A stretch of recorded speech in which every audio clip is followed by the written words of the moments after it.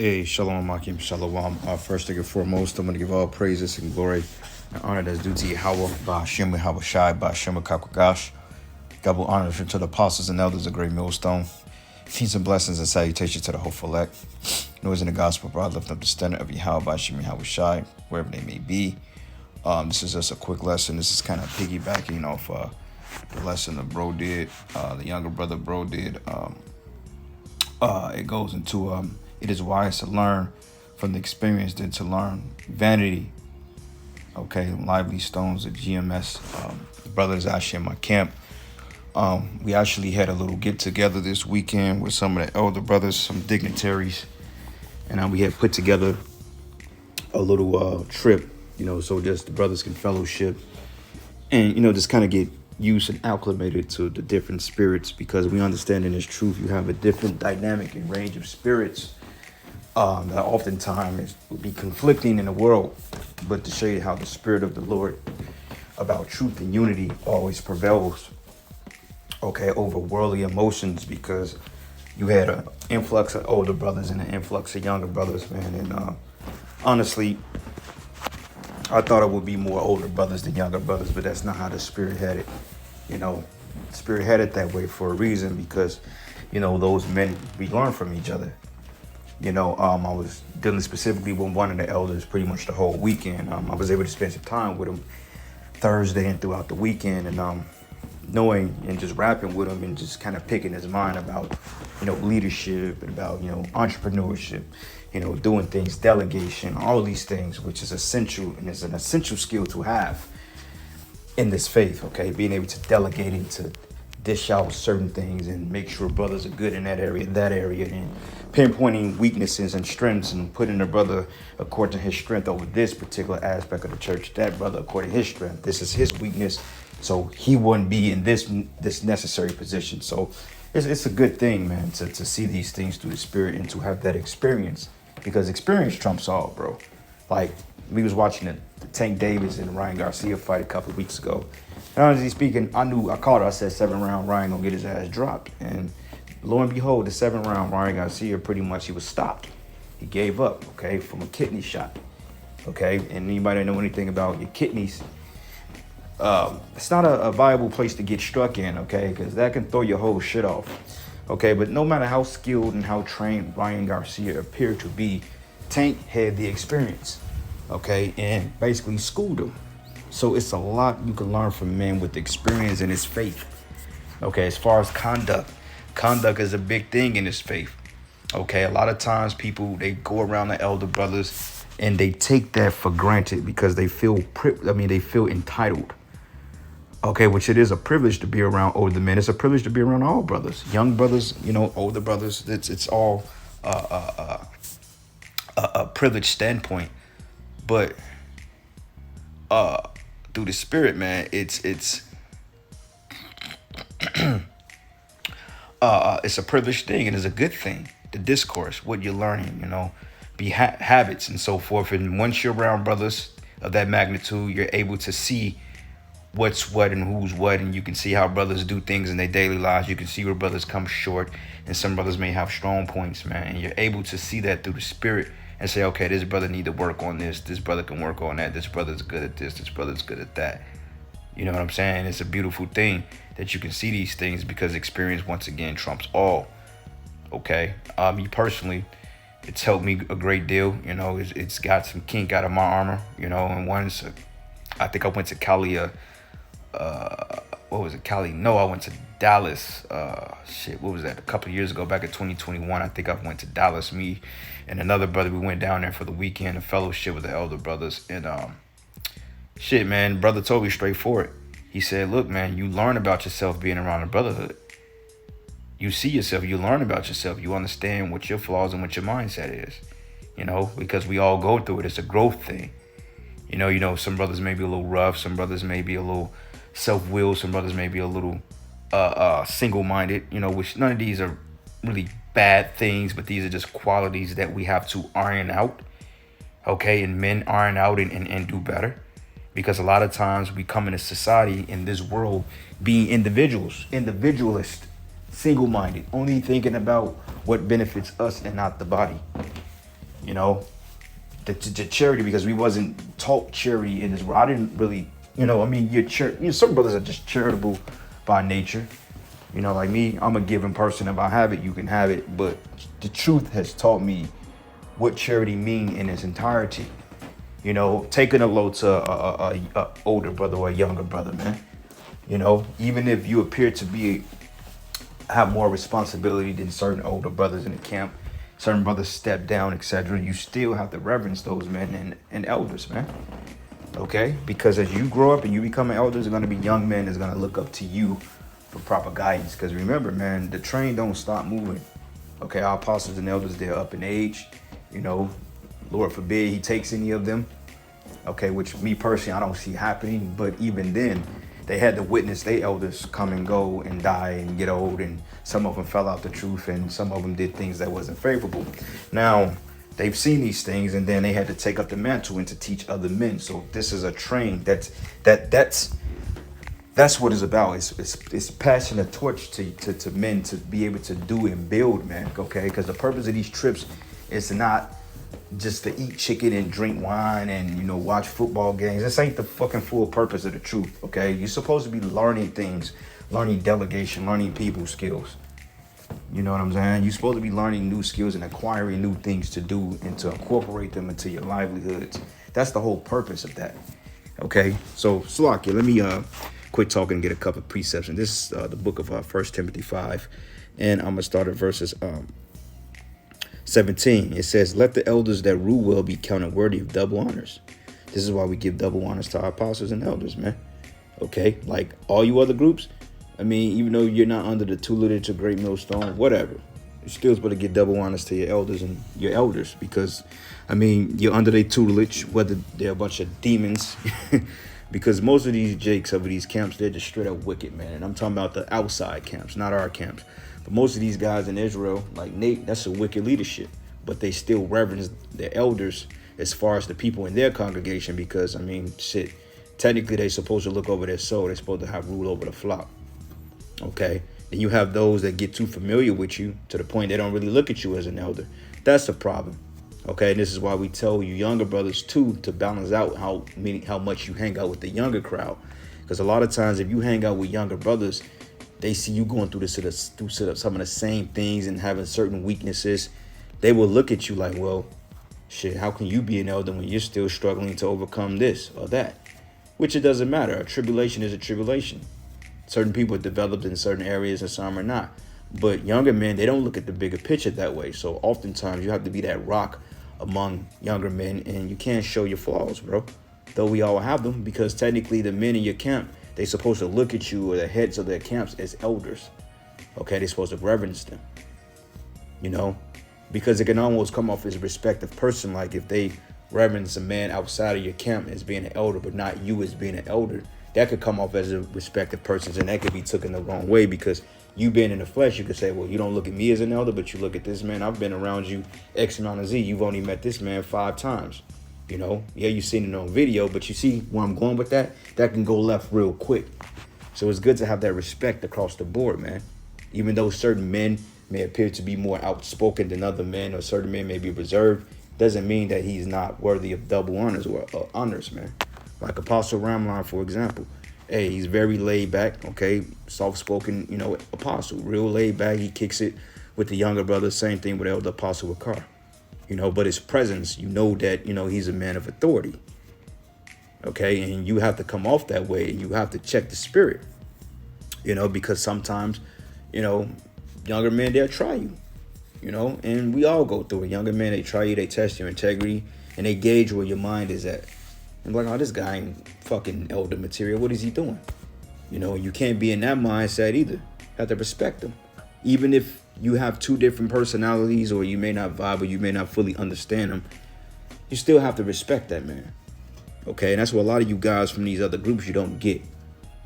You give double honors, or you give double honors in a roundabout way. It's not really sincere, and before you know it, you just being a damn demon.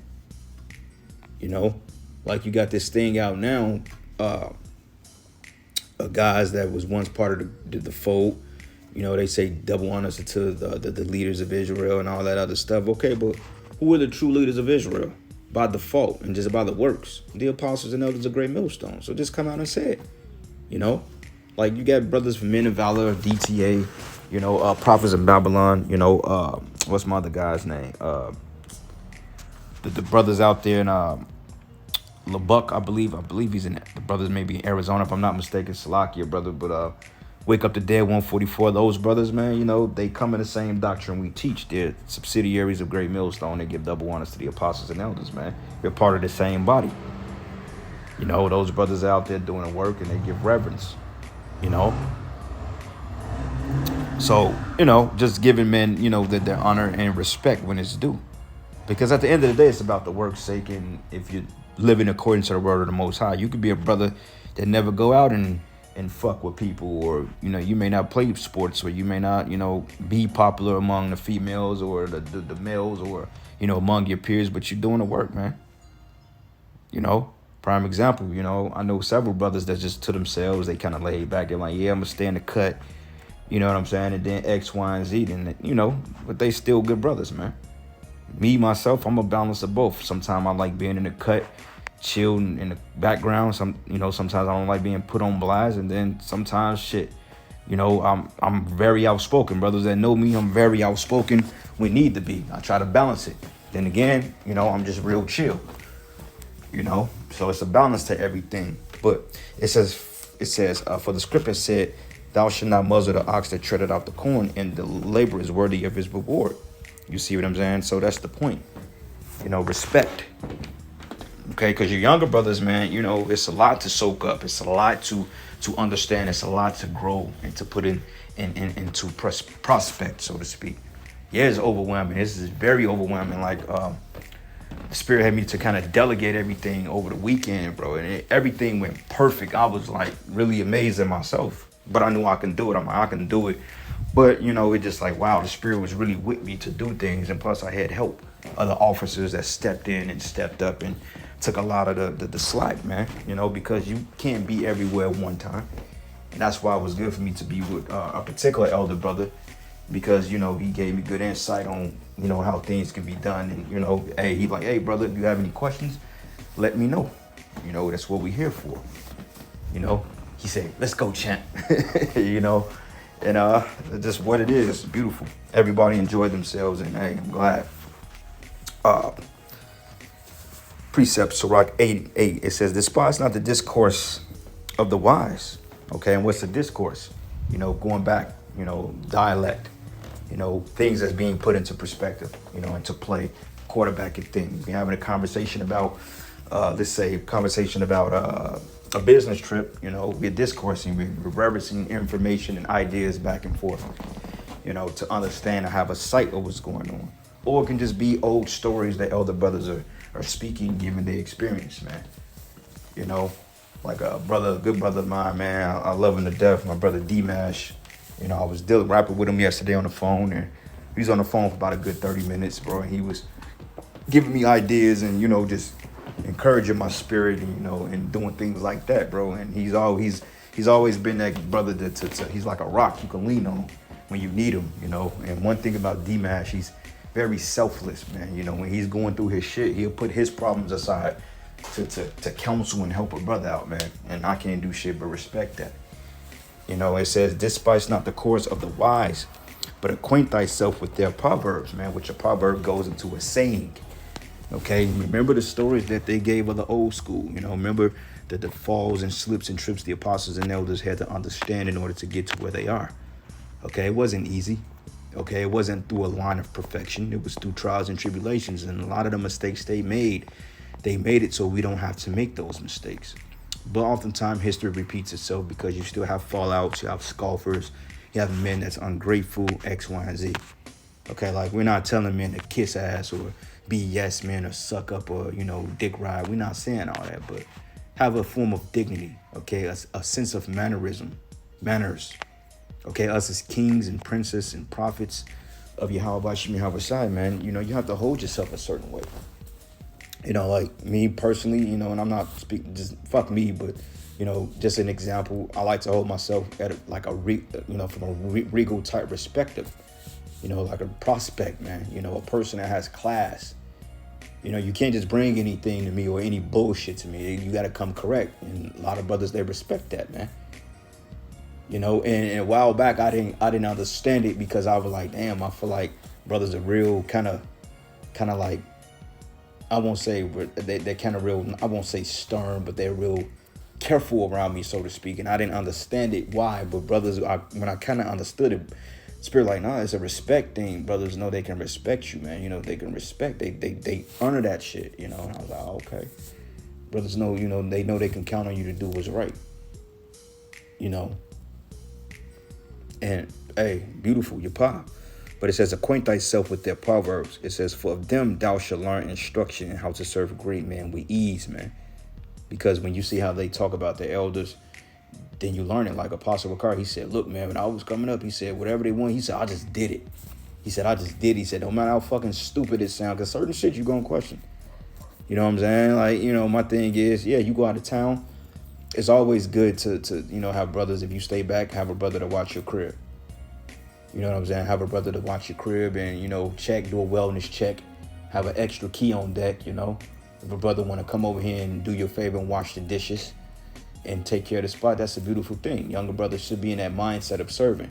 Now, is it required? I mean, no. I'm not going to make a brother say, well, brother, you got to clean my house or you got to wash my car. I'm not going to do that. I'm not that kind of man. You know what I'm saying? That to me, I feel like, I mean, and you got certain brothers that would do that. That's not bad. That's not a sin. That's cool. You know, but at the end of the day, we're all servants. You know what I'm saying? Like, a brother don't wash my clothes, and I'm not going to rebuke him and call him a nigga. No, he's a grown-ass man. You know what I'm saying? You know, I'm not making him a servant or a laborer of men under my, no. Now, if he wants to do that, then that's on him. If he say, well, look, Ma, you know, you out of town for the weekend, bro. I know I'm going to come through. I'm going to clean the crib for you. You know, I'm going to make sure you cool. Yeah, if he want to do that, then fine. He can do that. I'm going to do a wellness check, brother. You know, like when I was out of town, when I was in Chicago about a couple of years ago, I was out of town for you know, like damn near 2-3 weeks. And brothers was taking turns going around the crib, making sure everything was okay, driving around there, making sure everything is on point. And which that's a good thing. They should do that. You know, that's a beautiful thing. Hey, brother, I'm gonna check on you, make sure your whip is good. You know what I'm saying? Hey, brother, I'm gonna go throw some groceries in the crib, whatever. You know, just having that collective mindset of serving each other, man. You know what I'm saying? And one thing about it too is when you go somewhere, you know, you should never come empty-handed. Now, we know times are rough, times are hard. I mean, it's not saying that, oh, well, you need to bring something. But when you visit brothers' camps or whatever, man, you know, you just try to have something for brothers, man. At least try to make an effort, even if it's just a $2-3 gift. It could be some incense. It could be some Palo Santo or something. It ain't got to have to bring a brother a chariot. You know, but, you know, you never really want to come empty-handed for real. You know, and this is just to you younger brothers, man. You know, you always want to show charity the best way you can. That's what it says, and learn how to serve great men with ease.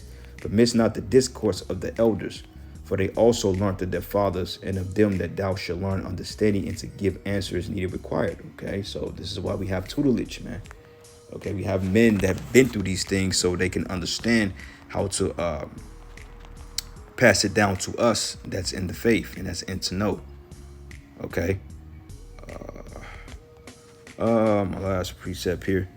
Matter of fact, yep, Sirach 27, and I'm gonna start at verses 11. It says, the discourse of a godly man is always with wisdom, brothers. Always dropping jewels, bro. You know, saying certain things. You know, putting things out there, ideas, man. Not just talking empty, vain words. You know, like, you know, brothers, we talk fathers, we talk about fucking sports and, you know, food and cars, you know, just shit men talk about. We talk about that, you know, but even then with those talks, there's wisdom. You know what I'm saying? That's wisdom. That's things brothers can pick up. We ain't just talking about spinning a block and buying 40 ounces in brown paper bags. Nah, man. You know, we give answer, we give insight, we bring situations alive as we should. That's why we're called living waters. Make it make sense, man. All right, well, brother, you know, if you make that move, you know, that's a good idea, but think about this, this, and that. How you gonna do that? How you gonna do that?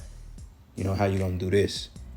Okay, because it's about executing like I did. I have a book called Know Your Strengths. It says Strength Finder, and it's from Gallup. It says Discovery of Clifton. It says Discovery of Clifton Strengths. It says by Don Clifton, the father of strengths of psychology and the inventor of Clifton strengths. My main two ones, my two top ones was executing and belief. Okay, as in faith. When I did my assessment, my strongest points was my belief, because I'm convicted by my beliefs, as we should all be, and executing, putting a plan into motion and sticking and actually pushing it through. That was my two biggest strengths, was executing. You know what I'm saying? Executing and delegating shit. You know what I'm saying? So it's just a good thing to know your strengths in this thing. That's why you have a different part, like the body. You have different parts of a train. You know, it ain't just one part of the engine that's making it. You have different parts of an engine that helps the engine combust so it can ride properly. So you may be the piston, you may be the O-ring, you may be the alternator, you may be the spark plug, you may be the wire. Okay, you may be the hubcap, you may be the inner tube on the tire, you may be the cap that goes on the inner tube so it don't bust. You know, you may be that. You may be those things, man. But each and every last one of those parts of the body, because a car is nothing more but a body. Okay, if you look at the vehicle, the current motor vehicle is modeled after the human body. If you do the comparative analysis, okay, so you model your mindset like other car. You have different components to a car: transmission and engine, the two most vital parts of the vehicle. Okay, the brain and the heart. That's what makes the car run. But even above those internal components, it helps the car to run. Okay, you can have a 5.3 in a vehicle, a V8, powerful motor, beautiful motor. You know, very, very agile, very swift, man. You know, very, it's a powerful motor. But if you have a piston or a lifter that's broke, guess what? That car gonna run like shit. Okay? If your lifters are fucked up, then that's pretty much the life of the motor. To get the lifters fixed, that costs more than replacing the whole goddamn engine. So every part of the body is very important. You just gotta figure out which part of the body are you. All right, y'all said learn your position and do it. Learn what you're good at, and then you use that, you execute it. Same thing in a book, bro. From that book I was reading, it says a lot of times people try to make their weaknesses strengths, but that's not always possible. Okay, while it does encourage you to work on your weaknesses and make them strengths, if you can, work on your strengths, man. That way, that's what drives you. You see what I'm saying? If you know that certain things is not your strength, yeah, you polish it up and do the best you can, but after a while, you only can focus on it so much before your strength becomes weaknesses. So keep that in mind, man. And it says, if thou be among the indiscreet, sir, observe the time, but be continually among men of understanding. Always, man. Getting counsel, or, you know, getting on the phone with your officers at least once a week, asking them, getting things done, what you gonna do, you know, how is this gonna be delegated, how X, Y, and Z, you know. It's like a relationship shit. You know, relationship like with your woman and shit. Hey, me personally, when it comes to trips, shit, I know how to set up trips. I know how to plan this and this and this and that, you know, but shit, me personally, I don't want to do that. That's very tedious. So I let her do it. I'm like, hey, you get the tickets, you get the trips, hey, you do this and that, and I'll take care of the rest. You know, get this time, get that date, make sure this is this and this and this and this and this. You know what I'm saying? That's how you use your officers, man. That brother's good at scheduling this. Well, let him schedule it. This brother's good at cooking. You know, he's a good cook. Then let him X, Y, and Z. If this brother is good with, let's say, going to get things, or let's say if he's good at making necklaces and then let him do that. You know, and then you oversee those things, and then you extend yourself to each of those fields. You help out in a bit of each of it. You know what I'm saying? If you're good with necklaces, then hey, you help out in that aspect. You're good with gifts, you help out there. You're good with cooking, you help out. You know, you extend yourself to all these areas, but not overly extending to burnout. All right. It says the discourse of fools is irksome and their sport is wantonness of sin. Okay. And those guys, they just going to be weeded out, you know. But anyway, I'm going to end it here, giving all praises and glory and honor that's due to Yahweh Bashim Yahweh Shai. And with that, Shalom and Abba. Shalom.